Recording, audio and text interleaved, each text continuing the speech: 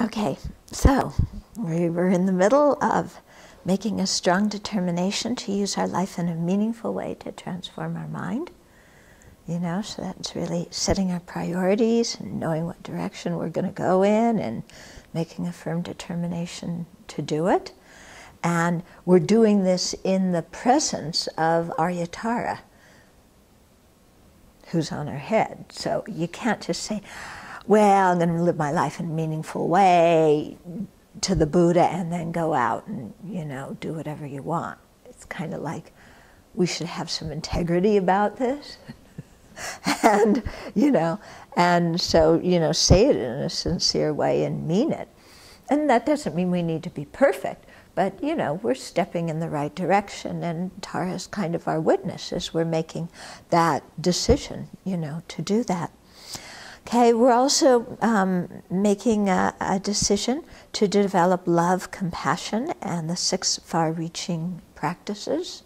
Okay, so after we've done all this purification and, eliminated our obstacles to our life, then we should do something useful with our life for others, shouldn't we? Otherwise, there's no sense in having a long life. So doing something useful depends on first generating love and compassion, and then engaging in the 6 far-reaching practices.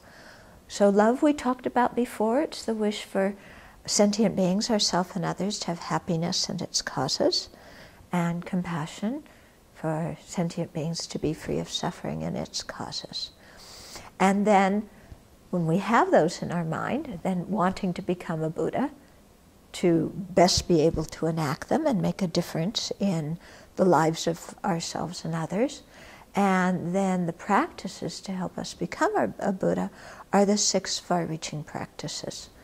So far-reaching generosity, far-reaching ethical conduct, far-reaching fortitude or patience, far-reaching joyous effort, far-reaching meditative stabilization, and far-reaching wisdom. Okay. Now, I said far-reaching before each one of those. Well, why? Because all 6 of those are good to do anyway, but if we make them far-reaching practices, then they reach beyond samsara. They reach to the farther shore, to nirvana. So in that case, what we're doing is with generosity, we're making sure we have a bodhicitta motivation when we do it, to become a Buddha for the benefit of others. And we also meditate at the end that ourselves as the person who is acting, the object that we gave or the person that we gave to, the act of giving, that all these things are dependent on each other and that all of them are empty of inherent existence. So these 2 factors, doing the action with bodhicitta and contemplating dependent arising and emptiness at the end, are what make these far-reaching practices. And that's what makes it different from regular generosity, for example, or regular ethical conduct or regular fortitude. Okay, is that we're making them special because of our motivation, and that we're viewing them also, as how they really exist. Okay, so really engaging in those 6 far-reaching practices. So that teaching those is a whole other thing that we won't go into right now. And then we're also making a determination to act in ways that benefit others, ourselves, and the environment. Okay? So this really makes us think, what does benefiting others mean? And as I've said many times, benefiting others does not always mean doing what they want us to do.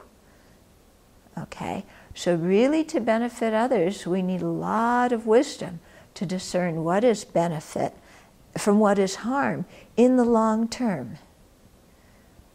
Okay? So we really need to think about this a lot, and not just, oh, somebody wants this, let's go do it. I mean, some things it's simple, please help me carry this. Well, please, you know, don't ponder that for 5 years first. Go and help them. But,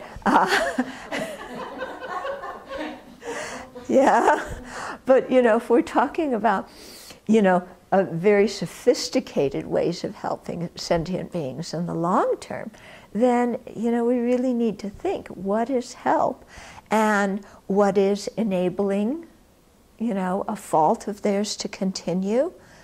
Yeah, so it needs a lot of wisdom, okay? So we want to help others, we want to help ourselves. So similarly, it requires some thought on our part. What does it mean to help myself? Okay? And again, helping myself doesn't mean I give myself everything I want, because sometimes what my attachment wants and what my anger wants are not so good for me. Okay?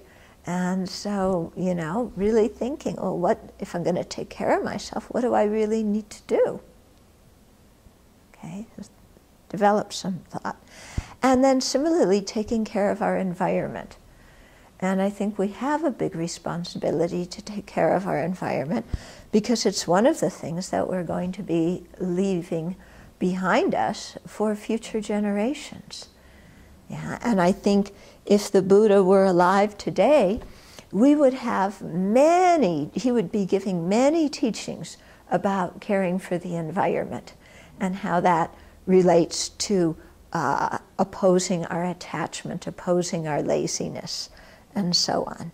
Yeah, and so, you know, we all are very much for helping our environment, but when it gets inconvenient to help our environment, our idea kind of goes out the window. You know, when we want something from the store, we go and get it. Yeah, and then we come home and we talk about how all these people are driving their vehicles when they could carpool, and how they could take public transportation and minimize their trips. But when we want something, we just go out and get it.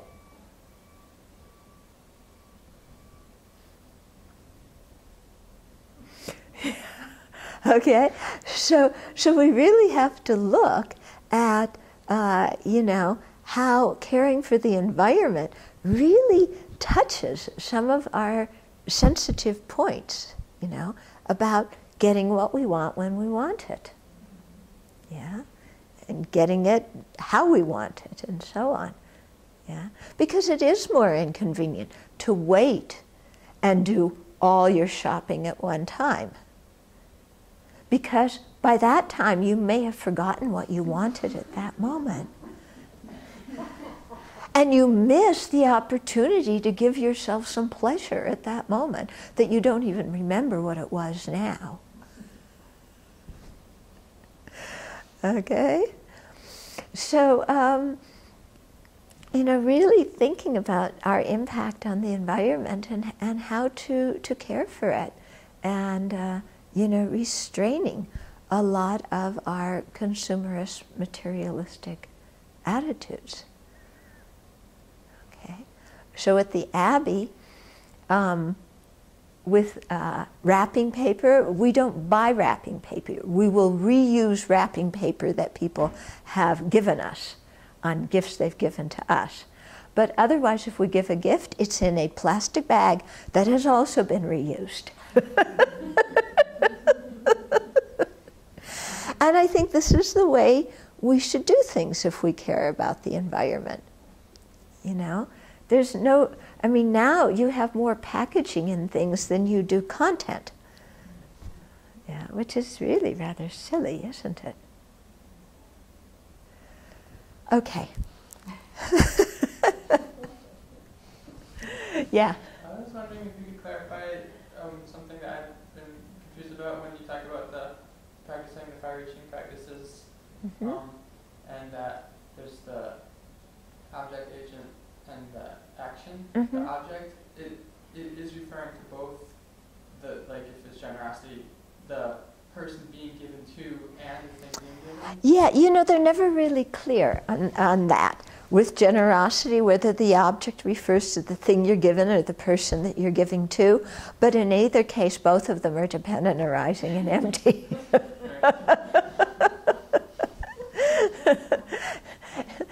probably refers more to the person you're, doing it to, but you should think of what you're giving too is also empty.